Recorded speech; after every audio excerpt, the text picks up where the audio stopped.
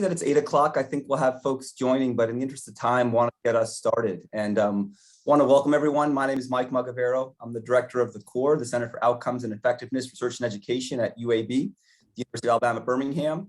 I will say we've been planning for this for months, if not over a year, and so excited today is finally here for the annual Method Symposium, focusing on multi-phase optimization strategy and optimization trial design. So I think for many of you, this might be your first engagement with the COERE. So just briefly wanted to share our why, our mission statement, and focus on that first sentence really. So really what we strive to do is to cultivate an interdisciplinary community of investigators, and you can read the rest. And I think in terms of a community, historically, it was an in-person community at UAB. And again, one of the silver linings from COVID has been how we can connect digitally and remotely. So the idea of a virtual community. So I'm really excited about so many folks registering and being here with us today.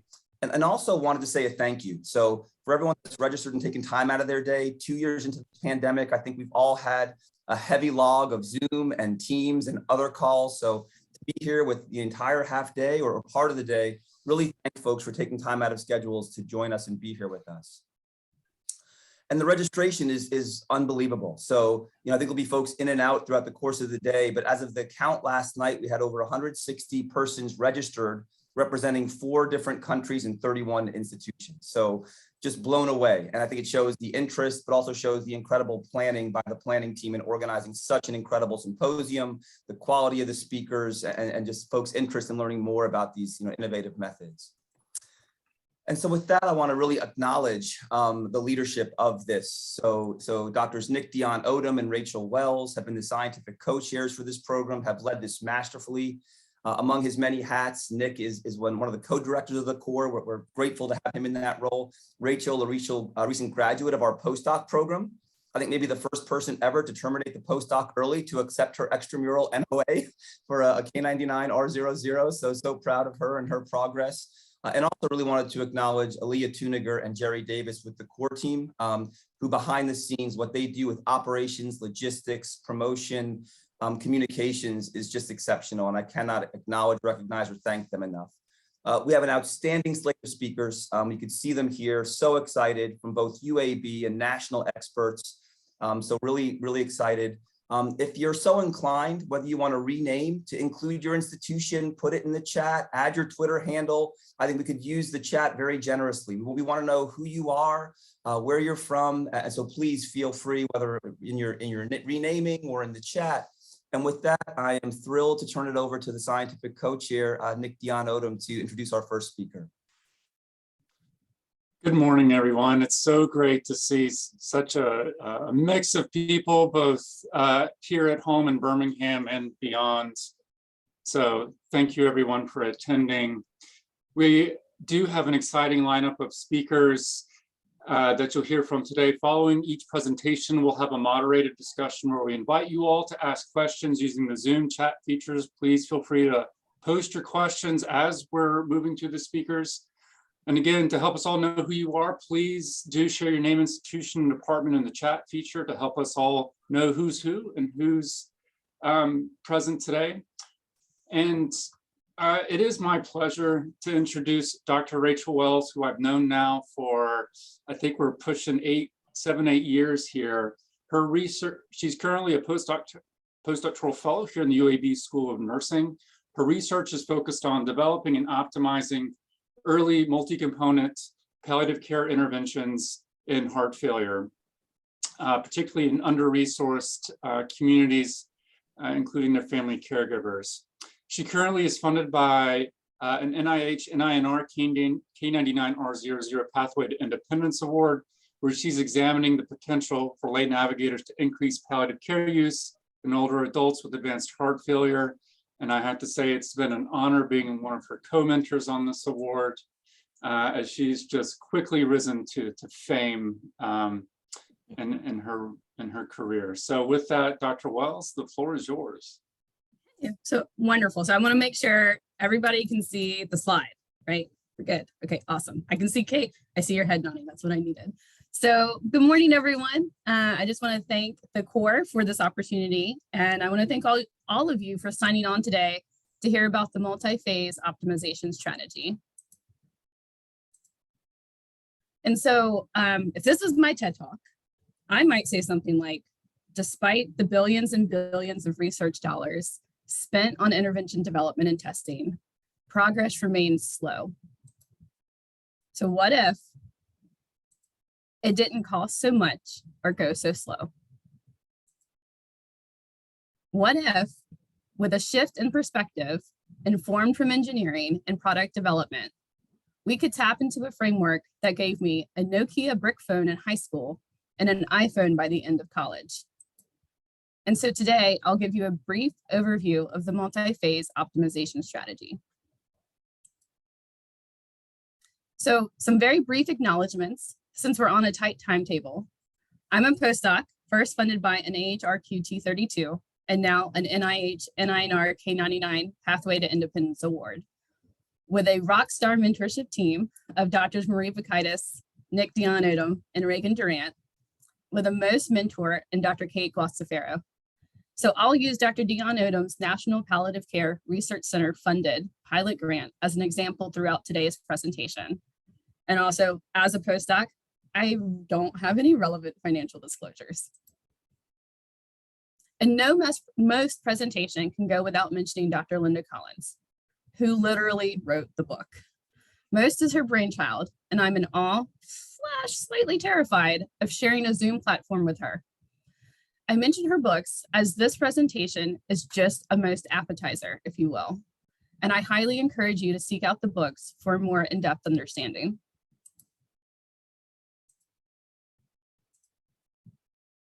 So not to spend too much time on objectives, just briefly, by the end of today, hopefully you'll leave being able to answer the why and how of optimization for your respective fields. And so why optimization? And considering why our behavioral and biobehavioral interventions need optimization, and especially why our fields need optimization, we need to start with the classical approach to intervention testing, the RCT. The traditional way we develop behavioral, biobehavioral, social structural interventions is that we identify components that we think are important in affecting our outcome of interest. Those components may be identified through the literature, through our prior work, or clinical knowledge. And then we package them together and we test it through an RCT. And when we bundle those components together and test it in an RCT, that intervention becomes a bit of a black box that through testing, we either know is effective or not effective. An RCT tells us whether a treatment package is clinically and statistically better than a suitable control treatment. And now I want to stop here and say that there's absolutely nothing wrong with an RCT, but there are a few things to consider. An RCT that finds a significant effect will not reveal which components are making positive contributions to the overall effect. It won't tell you if whether the inclusion of one component has an impact on the effect of another, whether a component's contribution justifies its cost, or how to make an intervention more effective, more affordable, more scalable, and more efficient. An RCT that finds a non-significant effect will not reveal whether any of the components are worth retaining, whether one component had a negative effect that offset the positive effects of others, or even specifically what went wrong and how to do it better next time. And so we tend to include a large number of components, hoping that each one will incrementally improve our outcome of interest. And yet each component increases complexity of the intervention and consumption of resources, which makes adoption, dissemination, and implementation more difficult, more tenuous, and even less likely. RCTs are resource intensive, and they can provide limited information. They're often conducted in controlled environments and may not produce a positive effect. And if that's the case, what do you do next? And so again, I just want to reiterate that there's absolutely nothing wrong with an RCT. It just depends on whether this design can meet the objective you wish. Optimization of interventions and evaluation of interventions are different phases of research. They pose different questions and they require different approaches. And so let's dive into the essential parts of the multi-phase optimization strategy. So the multi-phase optimization strategy, or MOST, is an engineering-inspired framework for optimizing multi-component behavioral, biobehavioral, biomedical, and social structural interventions. And so if you take away one thing today, please let it be that MOST is a framework. It is not a method or a design. And breaking this down a little bit more, I'm pulling out some keywords. When we say optimization, it is something very specific in this context. It is the process of identifying an intervention with the best expected outcome, considering key constraints.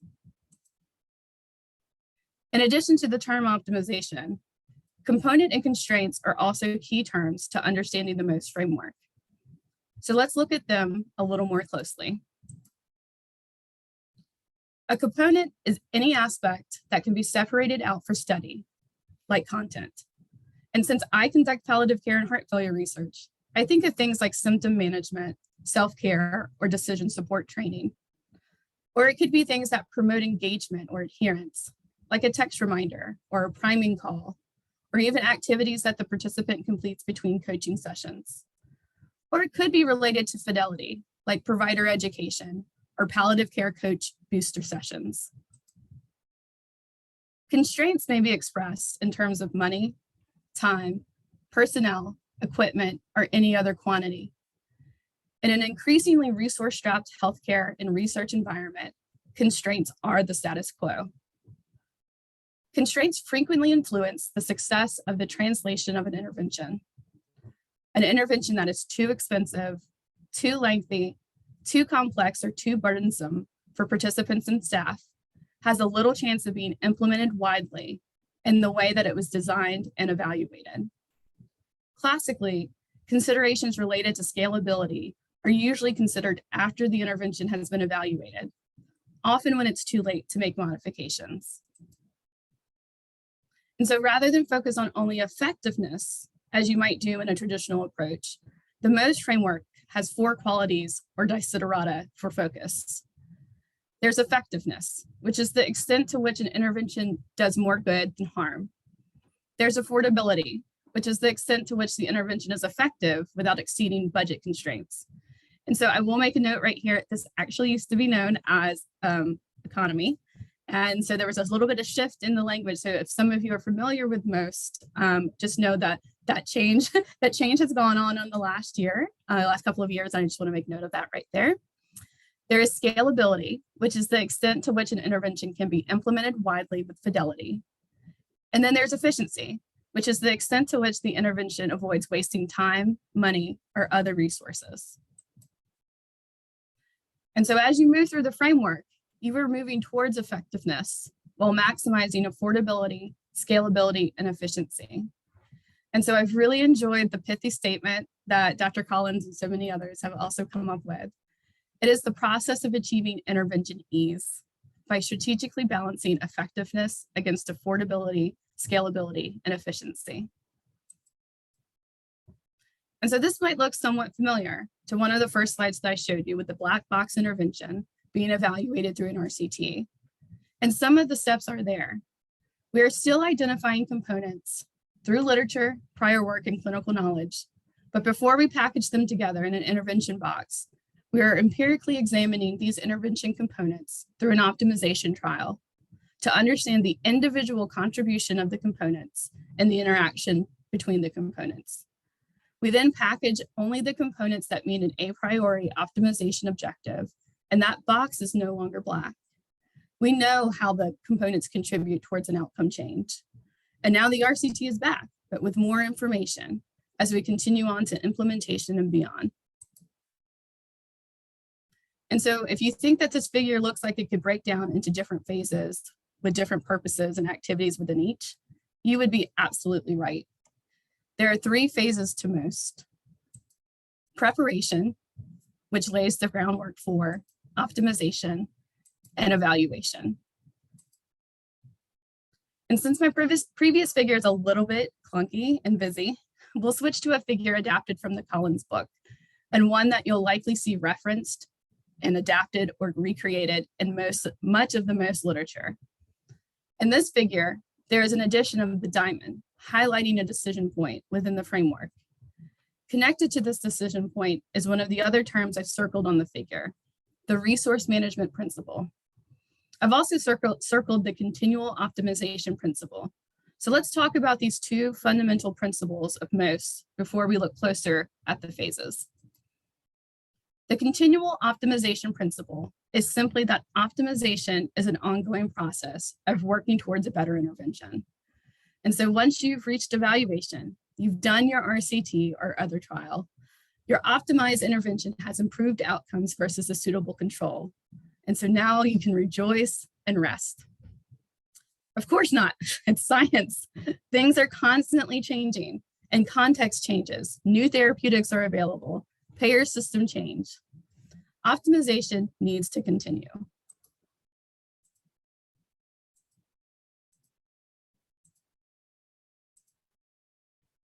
And so the resource management principle dictates that an investigator using MOST must strive to make the most efficient use of available resources. In short, how to obtain the greatest scientific yield given whatever resources are available. So for example, breaking down one of the components into smaller components to examine during the optimization phase might not be the best use of available resources. At the end of the optimization phase, if you don't think what you've done will be effective, you would return to the preparation phase and revise or rework your conceptual model. You would rethink your components and you would go through the process again. To follow the resource management principle, it is helpful to have a clear sense of the trade-offs associated with different options. So as we briefly go through the three phases, one, I'll emphasize more the preparation and optimization phase, but I also want to use an example. And so my example, like I said earlier, I was going to talk about Project Cascade, where care supporters coach to be adept decision partners. It is a novel palliative care coach-led decision support training intervention for family caregivers of adults with advanced cancer. It has 3 intervention components, and we piloted Cascade in 2009 and 2020, recruiting those living with advanced cancer and their family caregivers from UAB outpatient oncology clinics. And one of the things that you'll notice, apparently I'm getting click happy. One of the things you'll notice, I do have QR codes on slides. The QR codes for this one, it's the main outcome paper that was recently published in the Journal of Pain and Symptom Management. And so now that you've been introduced to Project Cascade, let's go through the 3 phases of MOST in a bit more detail. So let's start with preparation. In the preparation phase, you might find that it is not that different from what we do in traditional approaches to intervention development and pilot testing. Overall, the goal is to lay the groundwork for optimization. This includes a few key activities: identifying components, creating a conceptual model. Again, these are the same as with the classical approach. However, one key difference is the identification of the optimization objective. And so many of you might be familiar with a conceptual model, right? It's a key element for studies. Generally, you read a model from left to right. And so on your leftmost side, you have boxes that represent the intervention components, with arrows showing which mediators those components target, and then how those mediators influence the outcome. And so this is just an example of a really pared down conceptual model. And this is the conceptual model for the Project Cascade pilot. This model is slightly expanded, with the conceptual foundations for the components appearing furthest left. And so you can see how your prep work on identifying components through the literature, through prior work or clinical expertise is at play. Next, on the second box from the left, you have the 3 components that are in kind of goldish boxes. I kind of went back and forth on what color I thought that was actually last night. There's decision support, communication training, auto decision guide training, and social support effectiveness psychoeducation training. And then the arrows specifying which mediators these components target. So the auto decision guide training in the middle targets decisional conflict And then these mediators get to the outcome of interest, positive decision influence. So that when I reduce decisional conflict, I improve positive decision influence. Another task of the preparation phase is to identify your optimization objective or criterion. This is the goal that you want to achieve, or the expression of how you are achieving ease. The optimization objective might be different between investigators. I might be focused on the best possible intervention that could be delivered in a total of 180 minutes, whereas others might have budget constraints. One of the reasons you identify the optimization objective during the preparation phase is so that you can take steps to collect the necessary data during the optimization phase. Another reason is to not include potential components that will exceed a set limit, and that you should not include standalone components that exceed that limit. So if I have coaching or counseling, for example, that at the lower level costs more than $300, and my goal is to have the most effective intervention with overall cost below $200, that coaching and counseling component should not be considered. Again, the pilot work is not that different from what we would do in traditional approaches to intervention development. The pilot work is generally hypothesis generating, mostly not powered. Most experimental designs are appropriate, but you can also use data from previous RCTs, or you can consider doing an optimization pilot, which is what Dr. Dion Odom did with Project Cascade. Many new to most often consider doing an optimization pilot, as it can help quell some of the concern about being able to manage multiple conditions and recruit and retain participants to a design that might not be familiar to them. Though in our experience, the consent process has gone well. And that might be because it's an easier discussion because everybody in study gets something. And so we've gone through preparation with the many similarities to the traditional approach to intervention development. But now in the next phase, the one that's designated with the blue top rectangle, we move into something that is uniquely part of the MOST framework, the optimization phase. In the optimization phase, the goal is to build an optimized intervention through the optimization trial. This optimization trial design is matched to your research question, to your type of intervention, and it adheres to the resource management principle. And so do you remember that from earlier? You know, you're striving to make the most efficient use of available resources. And that's certainly something as a postdoc, I feel very much that principle. And so this is a figure that can help you weigh or consider potential optimization trial designs. And so let me orient you to the figure because it has a lot of stuff going on. The lighter color indicates less likely relevance. On the left is the type of intervention, with the top left indicating a fixed intervention and the bottom left being an adaptive intervention. And I'll note quickly that adaptive is where the participant's response dictates a change in the intervention. And so I like to visualize or think of that like branching trees. And so let's look at the adaptive intervention. Levels of intervention are individualized. This type of intervention might be used when you have high heterogeneity in response to intervention. And this is something that we've the research team I'm part of has likely experienced with some of our other palliative care trials. Or it might be used when you have changing or waxing or waning of a disease, or if the intervention is burdensome in relation to time or cost. And then also you can use this when participants respond at a lower level. And so when you don't need to up the intensity or continue the intervention.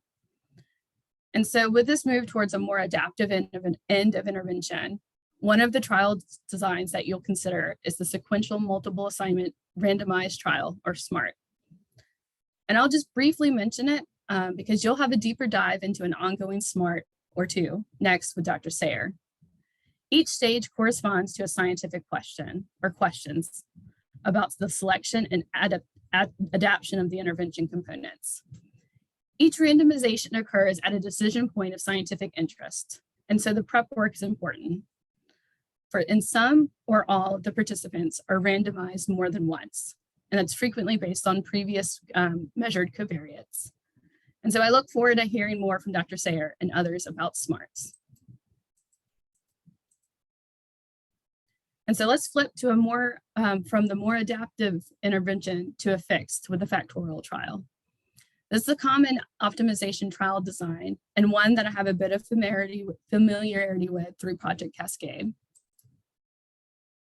And so I'm going to jump a little here. We haven't finished the phases of most, but we'll get back to that in a moment. So let's take a closer look at the Factorial design.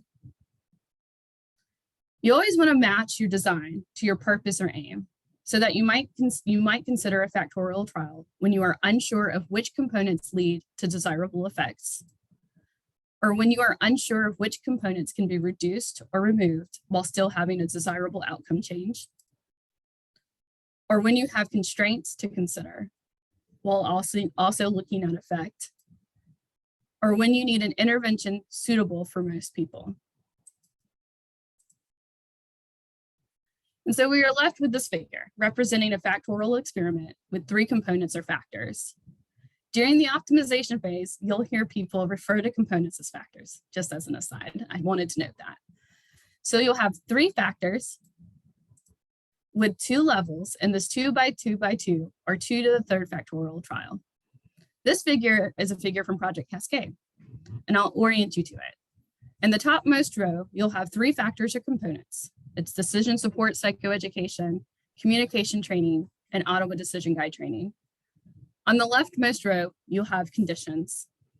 Another thing I hope you take away from today, along with most being a framework, is that this is not an 8-arm trial. These are conditions, but in an optimization trial, we're not comparing condition to condition. We are looking at the main effect of the component and interaction effects of components. And so it's not condition 1 versus 2 versus 3 and so on. It is the aggregate effect of the component. And so, oh, no, go back, click happy. You'll see on the table that each factor or component has 2 options or levels. It could be a yes or no, like communication training. If it's a yes, participants randomized to that condition will receive that component.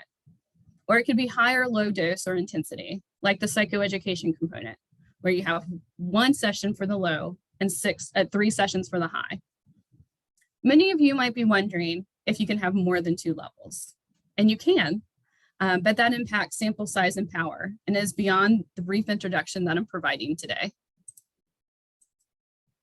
So to bring home the point that this is not an 8-arm trial, we look at the main effect with component aggregates. So while there are 5 in each condition in the highlighted section, there are 20 in total that receive the 3 sessions of the psychoeducation. And again, realizing that this figure can get busy, just highlighting those receiving the communication training in blue. So again, it's 20 with training and 20 without. And highlighting those receiving the Ottawa decision guide training. Again, it's 20 that do receive the training and 20 who do not. And I want to pause and talk about Factorial experiments, which I feel like might be slightly magical. Factorial trials are efficient. If you have 5 components and you are doing individual experiments, that means you would have to have 10 conditions to maintain a power greater than 0.8 for an effect of 0.3. You would need close to 2,000 participants, and you still couldn't estimate interaction. Or you could have half as many as that with a comparative treatment design in 6 conditions. But with the Factorial trial, with 32 conditions, to be fully powered, you would need 352 participants, and you could estimate interactions with 11 participants in each condition. And so to bring this home and make it real, because it sounds like it's like magical land, this is a figure from Project Cascade, which is now an R01 funded, fully powered optimization trial. And again, in the QR code, I've put up the clinicaltrials.gov site if you would like to check it out.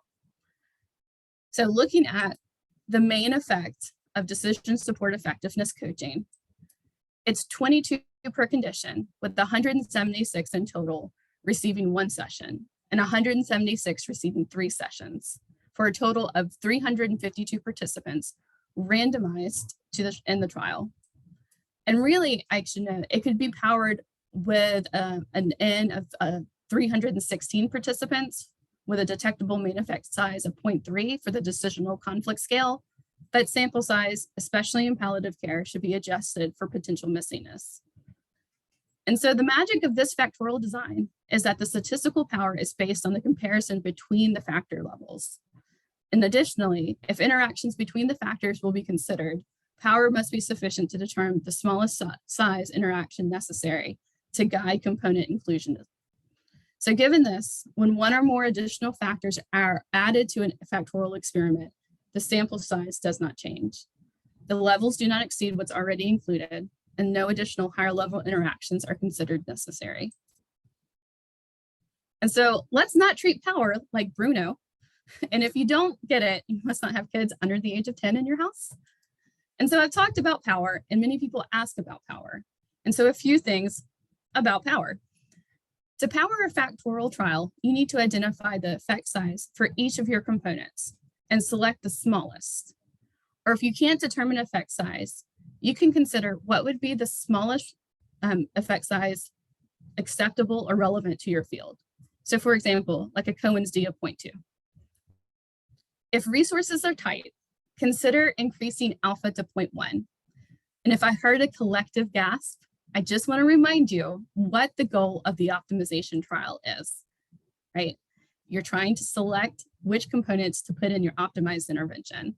You can lean on the side of including in a component, and you always can move alpha right back to 0.05 during the evaluation phase. So remember from earlier with the resource management principle, just because this gets to be a lot of things, if you're trying to design a 32 or 64 condition trial, many of us, including this postdoc right here, don't have the resources for that. In determining power, you can also take into account group or clustered data. And I'm just going to note that this might be trickier than you think. And I'm going to give an example. Suppose an investigator developing a nurse orientation program wishes to examine 5 intervention components in a 2x5 factorial experiment. The investigator has access to at least 3,200 nurses. And suppose that this will provide adequate power in this case, but random assignment at the hospital level is necessary. Those 3,200 nurses are clustered into 28 hospitals. A 2x5 factorial experiment has 32 experimental conditions. And so although there is enough participants to maintain the desired level of power, there are not enough hospitals to assign to at least one of every experimental condition.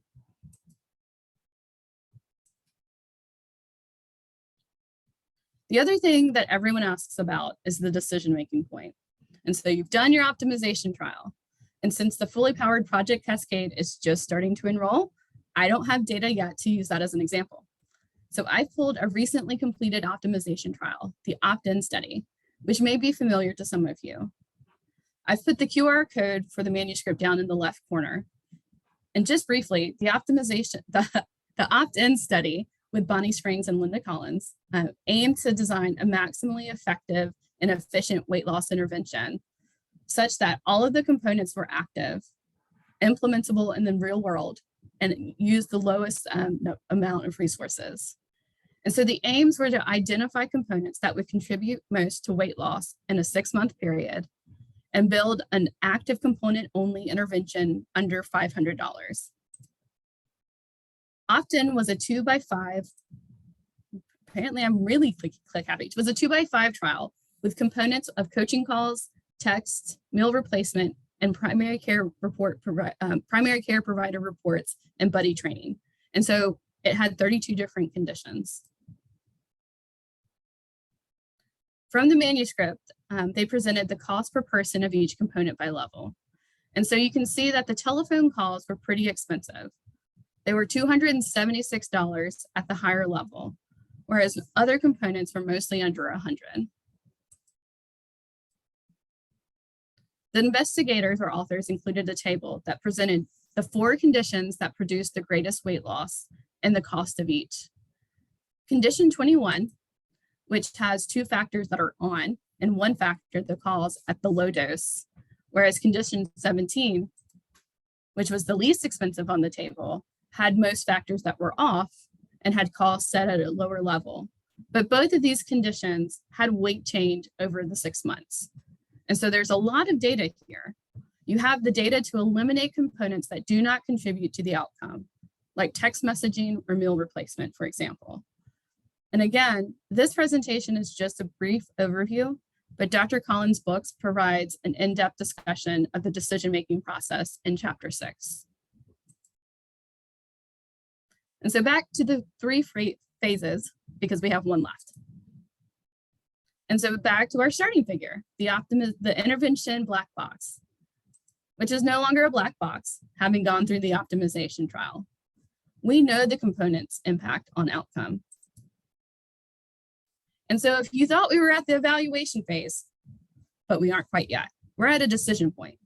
Recall that the resource management principle, if we don't expect that the intervention will be sufficiently effective, you go back to the preparation phase and you work on the conceptual model and components identification.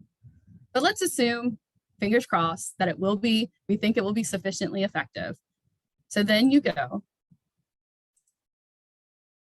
to the evaluation phase. And I won't go into much detail here because again, we're back at where we classically start with the RCT. The purpose of this phase is to examine effectiveness of the optimized intervention. We are comparing this optimized intervention to a suitable control. I should note, it does not have to be an RCT, and perhaps could be another Factorial design. And so now you've done your RCT or other trial to evaluate the intervention. And I just want to remind you, it's not quite done, as the continual optimization principle reminds us that it's a continuous process. And so as the context in which the intervention was evaluated changes, and I've experienced this frequently as a nurse, as the treatments for heart failure have exponentially grown between the left ventricular assist device or Entresto, among other treatment changes, the process returns to the preparation phase. And so finally, let's cap everything with a quick summary. Traditional research approaches like the RCT typically treat interventions as bundled treatment packages, making it difficult to assess definitively which aspects of an intervention can be reduced or replaced, or whether there are synergistic or antagonistic interactions between components. Moving towards interventions that are effective, efficient, and scalable require new approaches. The multi-phase optimization strategy is a framework informed by engineering principles that uses a systematic process to empirically identify an intervention comprised of components that positively contribute to a desired outcome under real-life constraints. Most has 3 phases: preparation, optimization, and evaluation, with fundamental principles of resource management, where the onus is on the investigator to be a good steward of limited resources, and the continual optimization principle, which just reminds us that optimization is a dynamic, ongoing process.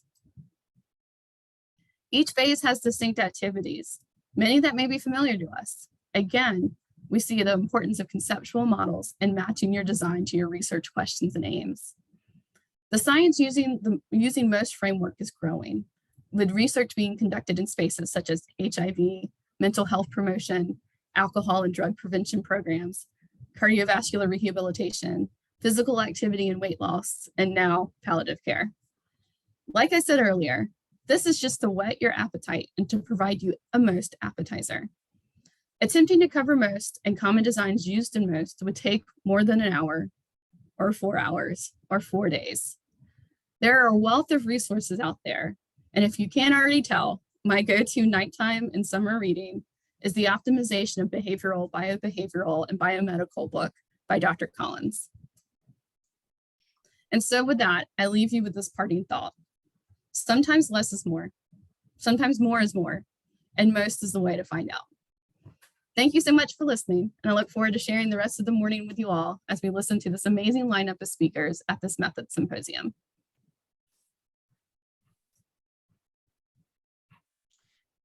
Thank you, Dr. Wells. That was an outstanding presentation and overview of a very complex clinical trial design, as well as research program with multiple phases. So bravo on really providing such a nice summary overview of this research design and approach. So folks, we are ready for your questions. We invite you to post your questions in chat. if I ask you to unmute, I would just ask that you sort of introduce yourself and tell us what institution or department that you're from. And Dr. Wells, I'll start us off. You know, getting started into this, I think that I really wrestled with how to formulate the aims in a factorial trial design. And it was just a little different than formulating the aims. And I also had concerns about how a study section unfamiliar with this research design might respond. What pieces of advice would you have for folks who are developing a study and how to formulate their aims, and particularly in a context where the reviewers may not have the best understanding of this approach?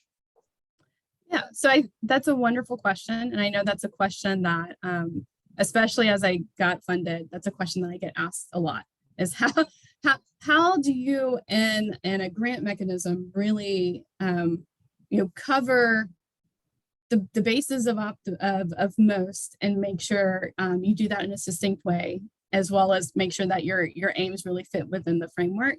I mean, one of the first things I'm always going to recommend is that you reach out to people who are currently funded.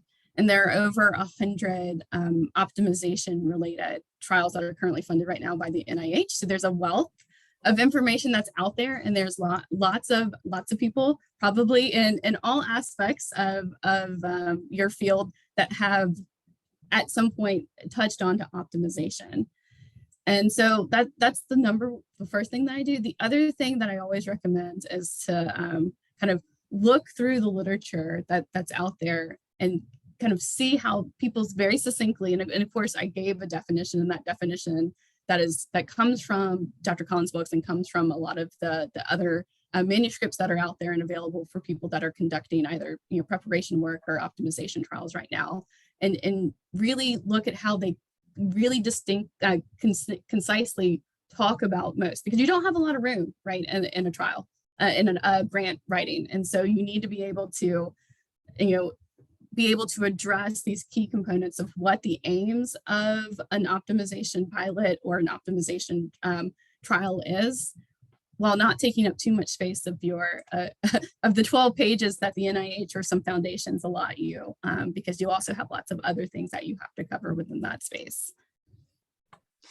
Yeah, I have to say for myself, having a great example of a grant just takes me so far, and also looking at other funded studies on NIH Reporter or other resources just has always been a help. And of course, Dr. Collins's websites, which detail at length how to word and phrase certain sections of a grant to maximize a clear message.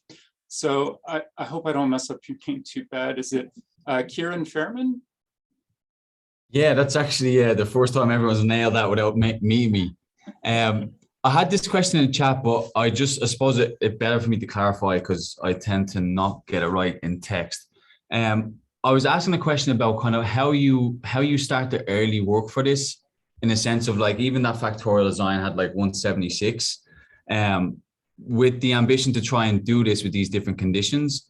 How do you recommend doing that earlier work that we would then take to funders to say we're ready to go? Is it the feasibility of each individual component, or what would you recommend?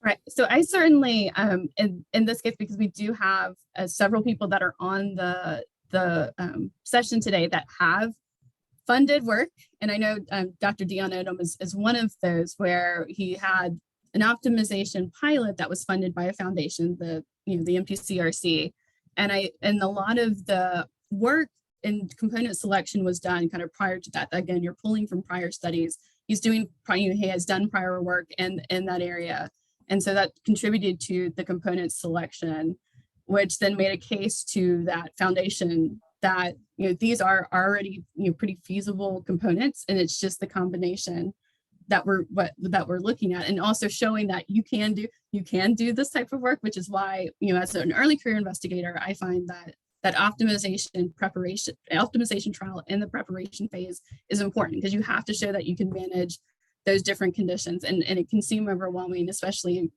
8 is one thing, 16 is a whole other ball of wax. And so that's what I'll be doing in 18 months. And there are certainly strategies to managing conditions, and you can write that in when you're putting your grant together about some of these strategies.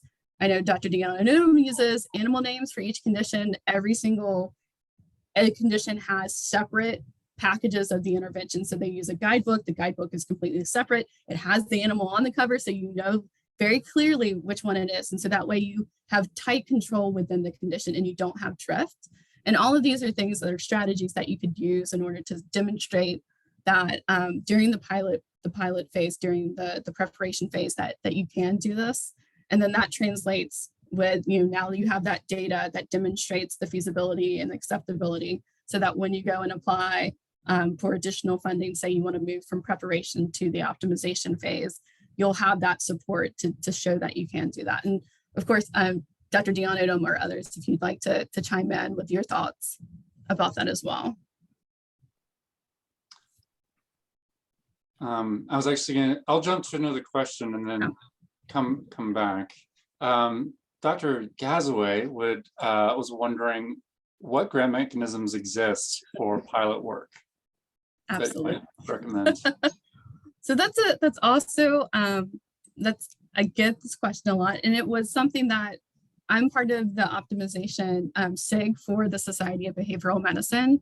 We recently did a couple of webinars where we focused on how to get funded essentially to do the optimization work. And so one of the mechanisms, depending on where you are career-wise, of course, I have a K mechanism, and there are several others that also have that K mechanism through the NIH. That's a great way to kind of, again, enter into that preparation phase, and then maybe then transition to an R series type grant when you're getting a fully powered optimization trial.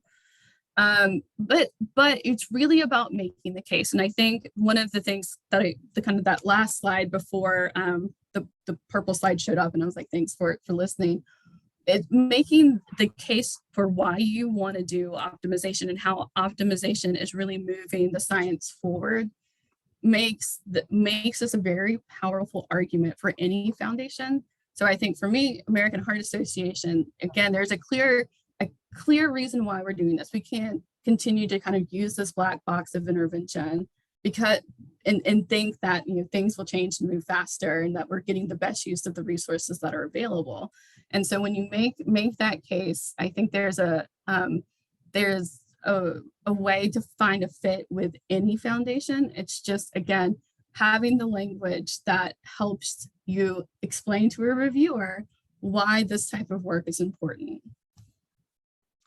I think that segues nicely into the next question, and probably have to make this one our last. Hope I don't kill your name as well. Anne Marie Moratis, can I ask you to unmute and ask your question?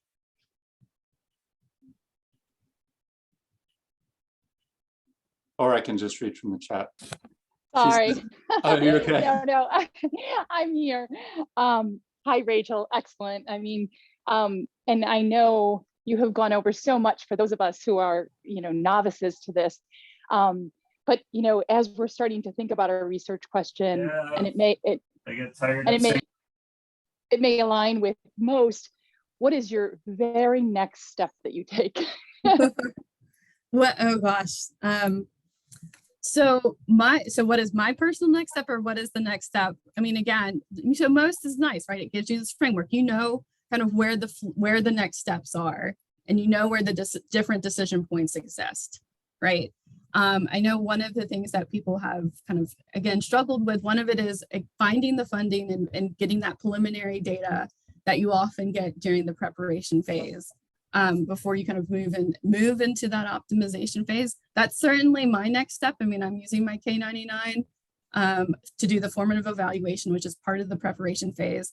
I'm going to do a pilot, again, that R00 phase. It's an optimization pilot because I'm showing and demonstrating that I can do this, and that's part of the process. And then you move into that optimization phase. And then once you have that packaged optimized intervention, that's, you can move, and it makes, and again, flows nicely, moves into that evaluation phase where you can put in additional grant applications for R series type funding to evaluate the effectiveness of that optimized intervention. Sounds great. Thank you, Rachel. Okay, well, everyone, we've reached the end of this first session. I'd like to say a very, very special thank you again to Dr. Wells and to the audience for all of your questions. We'll now take a 10-minute break, and the next talk will begin at 9 Central Time. Thank you, and we'll see you soon.